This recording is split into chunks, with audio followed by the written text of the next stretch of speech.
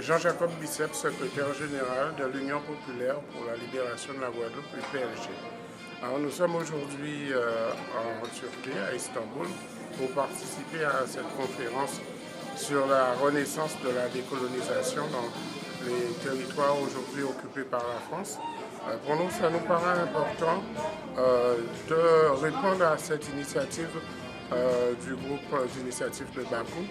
parce que nos territoires qui sont effectivement sous administration, à la fois administration politique, administration militaire, administration administrative, se trouvent dans un face-à-face pratiquement mortifère avec la France depuis de nombreuses années. Ce qui nous rend la tâche très compliquée, c'est que nous n'avons pas et nous ne bénéficions pas de solidarité internationale. Et c'est vrai que nous menons la lutte chez nous pour libérer notre pays de la puissance coloniale, mais nous avons besoin de cette solidarité nationale. Et cette aide fort opportunément apportée par l'Azerbaïdjan qu'elle assurait la présidence des pays non alignés,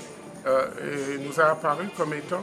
une opportunité à saisir et que nous avons saisi. Et ce qui fait que nous avons effectivement participé à la création de ce groupe d'initiative de Bakou et que nous poursuivons effectivement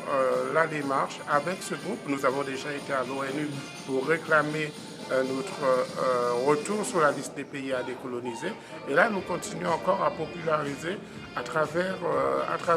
le mouvement des non-alignés, mais aussi à travers d'autres pays pour que notre voix puisse porter sur la scène internationale et pour que la version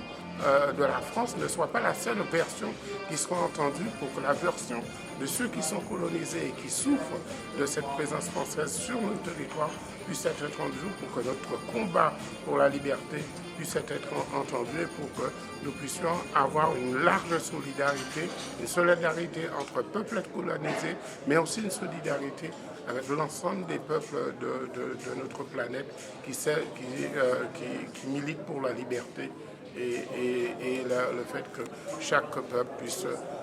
par l'autodétermination, choisir son destin.